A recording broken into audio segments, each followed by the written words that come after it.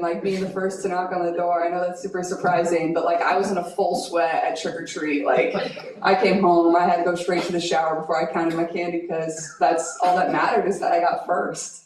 And I got first every year at the amount of candy I had. I was the first to the door. I had the best costume. I had the best joke. I just dominated trick or treat. That's not my bad. Back in training camp, Erica spoke about kind of taking you under her wing and kind of being that mentor for you. Now that the season's played out, what's that relationship been like, and how important has she been for you to kind of transition into the league? Yeah, obviously, Ida's been somebody that's been there the entire time for us, and somebody that's been super supportive of every single person on our team. And she's come in and gave us really good minutes, and whatever her role was, she was always stepping up to the plate and doing that for us. But I think she's somebody that understands me well. Like she's always there, whether the moment's really good or the moment's not so great. Like, you know, she's there to help me through it, or celebrate it, whatever it is, good or bad. I think that just speaks to obviously her time in this league. She understands how it goes, and just trying to help me through my rookie season and, you know, help me understand, you know, how the league works and what to expect or what teams are going to do. So I think it's been a fun journey for the both of us, and it honestly feels just like yesterday where we first met and we're at training camp with one another. So it's definitely been fun. Go Matt and Christine. Yeah, hi Galen. Christy said that Friday's loss hurt you guys, the players. So I was just wondering how you're feeling walking in here on another game day, and also, you know, the sense for the team as well. Yeah, I think we're definitely all excited. I felt like we all felt in our locker room after that game like that was one we could have definitely won if we just executed in areas a little bit better, or played a little bit better in certain quarters or made some free throws, things like that. So I think it's just another really good opportunity for us. You know, this is our last regular season home game. Obviously, we hope to get back here at some point during the playoffs, but you know, don't take this for granted. Like this is going to be really fun for our fans. It's a Sunday afternoon game, so I don't think it should be hard to like get up for that for our group. Is knowing this is our last time in this building during the regular season. So I think we're fired up and ready to get a win again. Go Christine and Maddie. Thanks, Caitlin. Two parts. It's 1:15 and 1:17 left in the game. You fired that three, and you're down by 2 at that point. I'm curious if you, when you're driving home or later that night, do you ever like think about that and, you know, how the crowd would have exploded and what it would have meant? Do you spend any time kind of replaying that? For sure. I definitely replay the game in my head, and to be honest, like, you know, you go back and think about like what we could have got there, what we couldn't have got, and I thought it was a great shot, honestly. And I mean, Christy talked about it. That's something you live with. If you make it, every single person loves it. And honestly, I thought it was in. We got the switch. I think we set a drag or a double drag. And Asia kind of switched out, and she kind of had her hands down. So I was able to get it off, and it felt good and would have given us the lead. What killed us is the next possession on defense, we gave up a straight line drive right to the middle of the paint, and then Kelsey Plum's left open for a wide open three, and that hurt us bad. But we continued to battle, and then, you know, AB got a great look at 3-2 that, you know, rims in and out. And so I think you live with both of those. But yeah, I mean, you definitely replay. It's like, like it was right there. And like as a competitor, you definitely want that. And I think the roof probably would have definitely blown off. So hopefully we don't need heroics like that tonight. But if we do, you know, I'm definitely going to step up to the plate and take the shot whether it goes in or not. And just to follow up, and you kind of answered this, but do you know when it leaves your hands? You know, you said you felt that one was good, but sometimes, I mean, do you know, or are you kind of like every other spectator in the arena going, is this going to go in or not? I usually know. Sometimes you'll see me like pointing if I can tell it's a little bit off. The ones that are annoying are the ones that feel really good and then don't go in as a shooter. But at the same time, that's kind of like a positive because, you know, you feel good, your shot feels good, the mechanics feel good. It's almost like, how is that not going in as a shooter? So, yeah, like I said, I think it was a good shot. I thought it was right there and right on line. And it would have been fun if it went in, I guess. Go Maddie and go Scott. How do you think that like Lexi's emergence, especially over the second half of the season after the break, has impacted the team, maybe even like added another layer of confidence? Yeah, I'm really proud of Lex. I thought she was very resilient. Obviously, her role has changed a lot as we've gone through the course of the year. You know, so some games she didn't get in. Some games she played a couple minutes, and now she's in a starting role, and that's really hard to do, to stay resilient, to come in and work hard every single day, to believe in yourself, to still have confidence, to have confidence in the teammates and the position that you're being put in. But to see the way she's improved, obviously I wasn't on the team last year, but just her shooting over the course of the year, even, you know, since the Olympic break, she shot the ball incredibly well. And that has added a whole nother dynamic for our team and another thing that the other team has to scout for. So I'm really proud of her in that regard, and that's definitely hard to do considering she has the toughest matchup every single night. And she just makes so many plays that, get us one more possession, or, she gets her hand on a deflection here and there that, can be a huge turn in the game for us. So she just works so hard. I'm super proud of her. I'm happy for her because, like I said, it was definitely a tough position to be in, and she just continued to put her head down and come to work every single day, and it certainly paid off. We'll go Lou first, then we'll go Scott. And the other day, Christy was talking about how funny you were on the court in practice. Do you know what she's talking about? A and B, you got a joke for us? During that specific practice, that was funny?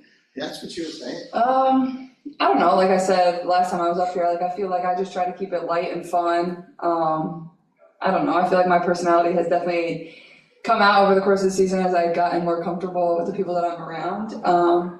I don't have a joke. I don't really tell jokes off the tip of my tongue like that. In Des Moines, I feel like this is actually kind of crazy and actually super random, but when you trick or treat in Des Moines, Iowa, you have to tell a joke to earn your candy. And I guess no other place really does that in the country. So you have to tell a joke you go and knock on their door, and you have to tell a joke to get your candy. And I know my mom's a stickler about it. If you don't tell a joke, you're not getting any candy. Those poor kids, they know better. So you better have a good joke at Halloween time. And whenever I tell people that, even when I was in Iowa City at the University of Iowa, they're like, what? That's so weird. But to me, that's very normal. I think it's weird you just knock on somebody's door in general and ask them for candy. That's a little strange, but you got to earn it somehow. So I don't know. That was always a fun part of Halloween for myself, is you and your friends come up with a list of funny jokes.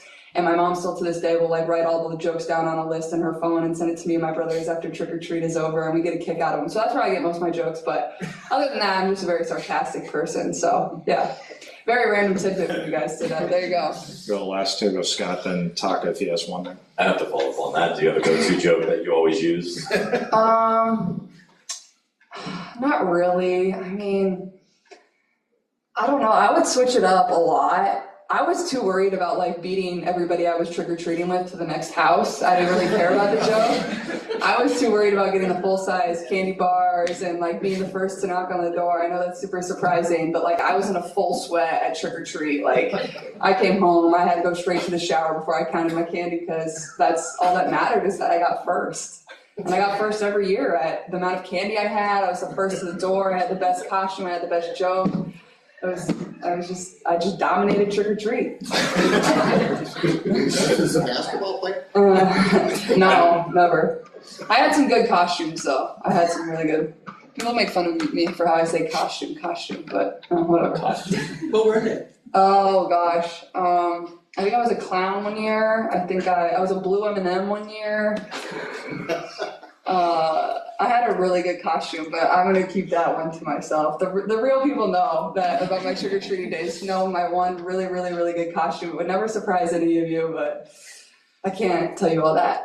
Maybe you'll come across a picture at one time. Caitlin, on your drive in and on your drive out, can you kind of describe what you see as you've helped really transform this city, and maybe what goes through your mind before and after each game in that respect? Yeah, honestly, it's one of my favorite parts of the day, to be honest. I drive here, it's 2 minutes from where I live, and there's always so many people on the side of the roads that have my jersey on.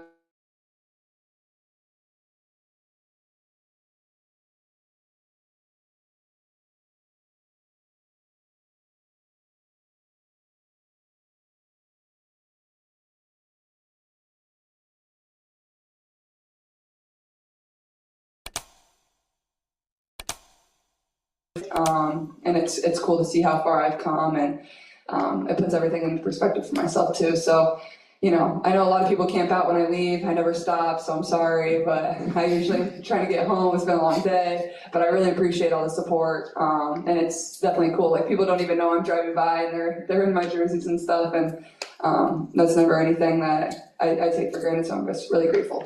Taka, last one. Okay, last game of the regular season, you've talked a little bit about, sorry, let me go slower. Accent.